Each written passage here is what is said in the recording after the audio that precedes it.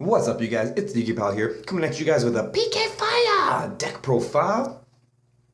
So, let's hop straight into this deck profile. This is going to be for the 2016 post-ban list, so as soon as April 11th comes around, you guys can play this exact deck. So, let's get into this. We have triple gloves, triple boots, and 2 cloak. I like this ratio because cloak, it gets you anything, but for me, I just like to search the traps because I want to get them in hand and be able to, just use their effects. And then when they go to grave, you can pop the fog blade with the break sword and all that kind of stuff. So it's really, really strong, using break sword in combination with that. So the only thing that stands out about gloves is that it can get you a monster, which is really good. But I feel like I'd rather just search for the traps, and the traps get you to special summon the guys back. And gloves sends everything to the grave, so 2 cloak is fine in my opinion. 3 of everything else is good, and we run double levier as you can see down below because of the allure darkness. So I feel it's completely fine just to run the 2 cloak. If you guys care to disagree, you guys can change that ratio, but it's fine for me. And then for the BAs, we run triple Scarm, 2 Farfa, 2 Sir, 1 Graf, 1 Calcab, 1 Alec, 1 Barbar, and 1 Libic. I still like the Libic, you guys, just because it helps you get a BA on the field without having to, if you need it, it's there. It's in Yu-Gi-Oh! It's better to have and not need than need not have. Then we run the 1 tour guide just to get out any of the fiends, because it is really good, with Beatrice on board. And then we run the small speed road engine. We have triple Terror Top, 1 Takken Tomborg, and I think it's really good. It's just a free summon. It's just, how could you not run it in anything that's trying to make Dante?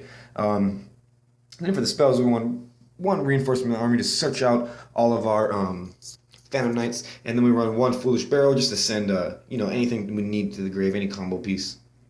And then newly added to the deck will be 2 Allure Darkness, and that's really good to combo with the Levier because you can just get to draw so much and then get the guys back and then search more and just get so much advantage. It's just so good. So you guys got to run the 2 double Allure Darkness in this deck.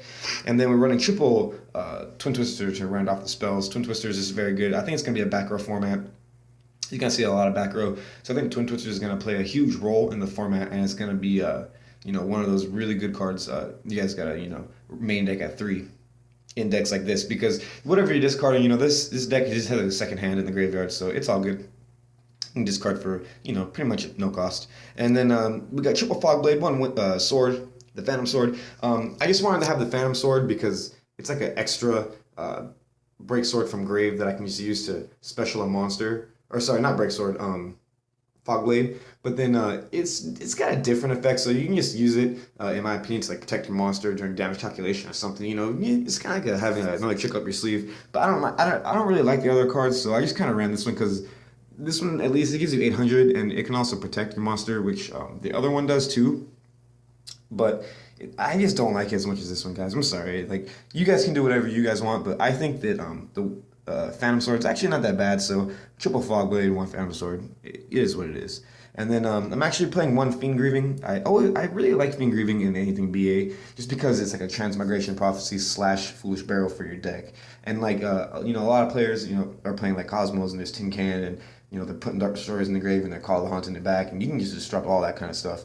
And not only that, but you're probably going to be seeing a lot of mirror matches, because in my honest opinion, this specific deck, PK Fire, not like my build, but just in general, PK Fire and Cosmos are probably going to be competing for the top deck, at least for a while, until more stuff comes out from newer sets. But I think these are going to be the 2 best decks once Draco Pals kind of fall down. And then I think the Fiend Grieving is going to be good in the format. And then also Double Strike and 1 Solemn Warning. These are just very good cards. I think also 1 card to note is Chaos Trap Hole is probably going to be good in this format. So, if you guys are playing like some Monarchs in you guys, meta area, wherever you guys are at, whatever you guys meta is, you guys are playing against a lot of Monarchs, you guys can either side or main deck like Chaos Trap Hole. So maybe take out the Fiend Grieving, put in Chaos Trap Hole or something like that. Or take out like a Fiend Grieving and the Phantom Sword and just put in like a Chaos Trap Hole. So it is up to you guys. It is your guys' choice. So moving on to the extra deck, we got double Dante, double Beatrice, 1 Virgil, and 1 Dante the Pilgrim. And it's pretty good.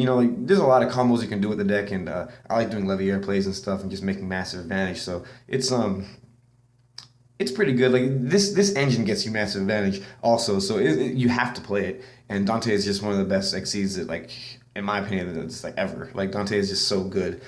He does like everything that you could ever want in a monster. And then moving on, we have triple break sword and the one Dark Rebellion. You can also side deck Vanity's Emptiness and a Key Beetle if you guys would like. But for me, I'm just playing this right now. And then I would probably actually side the Key Beetle and the Vanity just for like Cosmos and stuff, because it is pretty good.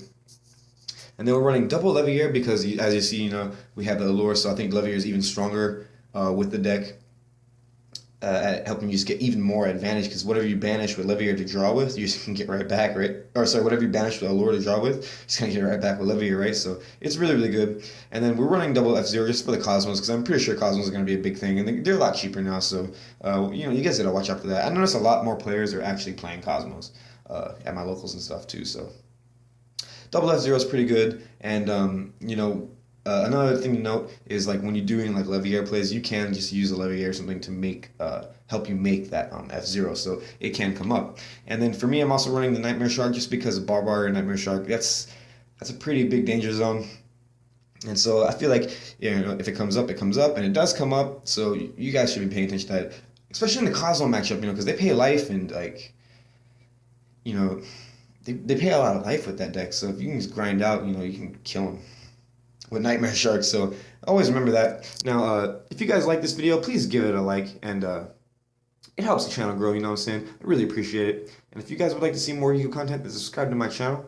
And thank you guys very much for watching. Now, take care, all right?